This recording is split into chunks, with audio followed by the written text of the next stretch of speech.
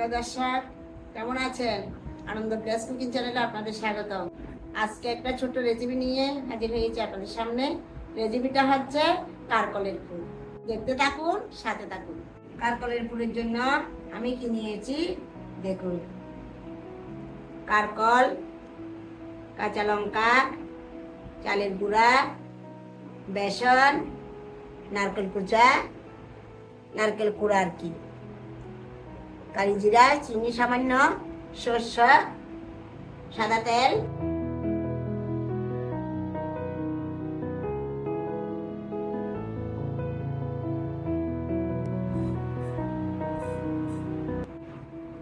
আমার কারকল কাটা হয়ে গেছে, আমি একটু সামান্য সিদ্ধ দেব। আমি কারকলের জন্য গরম জল বসাই দিচ্ছি। জল ফুটে গেছে, আমি কারকলগুলা দিয়ে দিচ্ছি।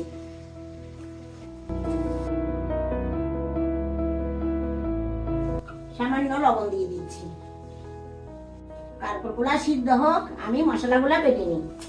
এবার আমি বেসনগুলো গুলে নিচ্ছি। প্রথমে দিচ্ছি চালের গুঁড়া,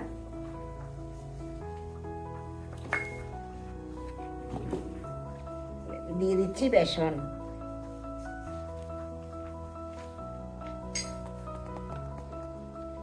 কালি জিরা,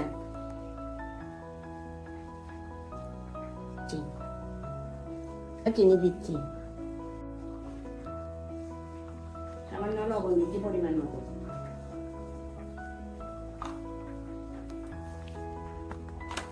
পরিমাণ মতো হলদি গুঁড়া দিয়ে দিচ্ছি, সামান্য তেল দিয়ে দিচ্ছি। আমি এগুলো একটু ময়ান করে তারপর জল দিয়ে দেবো। করে জল দিয়ে ভেজে নিচ্ছি।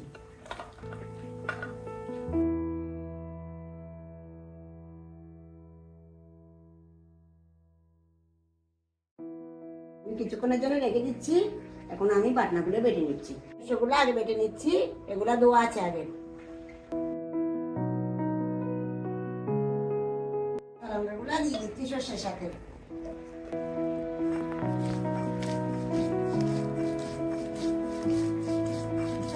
আমার সর্ষ কাঁচা লঙ্কা বাটা হয়ে গেছে, আমি নিয়ে নিচ্ছি। এখন নারকেলগুলো সামান্য বেটে নিব।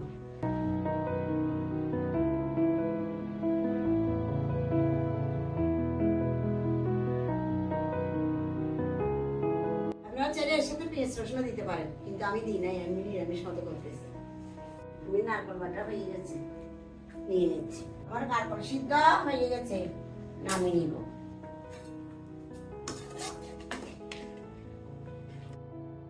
এবার তেল সিদ্ধ করতে হয়, তারপর বিচিগুলো নিয়ে নিব।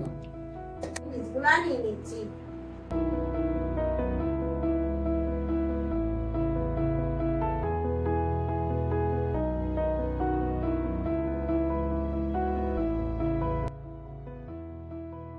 একটা চামচের সাহায্যে এভাবে নিয়ে নেবেন। এভাবে সব কয়টা বীজ ছাড়িয়ে নিব। আমি একে একে সব কারকলের বীজগুলো ছাড়িয়ে নিচ্ছি। বীজগুলো এখন একটু বেটে নিব।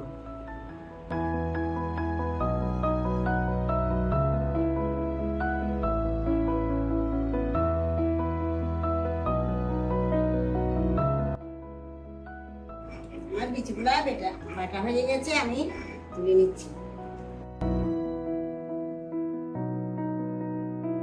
এর মধ্যে বাকি মশলাগুলো দিয়ে দিচ্ছি, দেখতে থাকুন।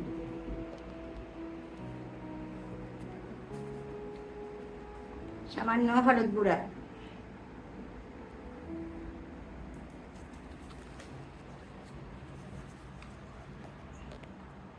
সামান্য পরিমাণ মতো লবণ,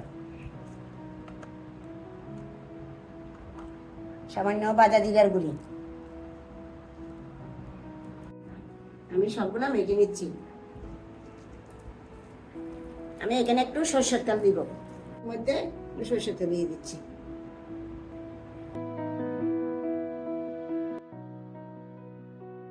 আমি এক এক করে টুকগুলা ভরে নিচ্ছি কারকলের মধ্যে।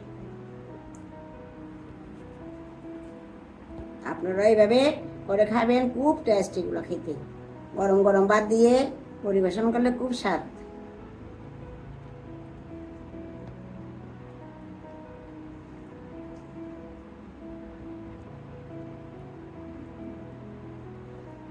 বড়া রেডি হয়ে গেছে, আমি এখন ভেজে নেব। আমি এখন কাঁকরোলগুলো ভেজে নিব। গ্যাসটা অন করে দিচ্ছি।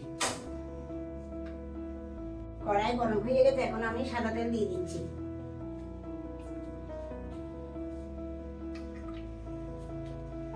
তেল গরম হয়ে গেছে, আমি এক এক করে বেসনে ডুবিয়ে দিয়ে দিচ্ছি।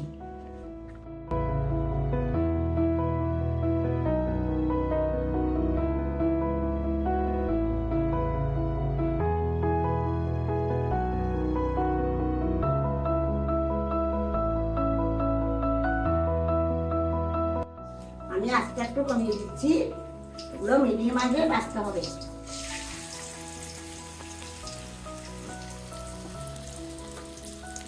এগুলো কম আছে, বেঁধে নিতে হবে আস্তে আস্তে।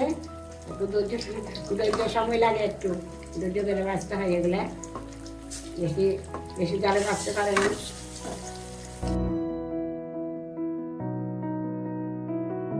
আমার কাঁকরোলের পুর রেডি হয়ে গেছে, আমি নামিয়ে নিচ্ছি।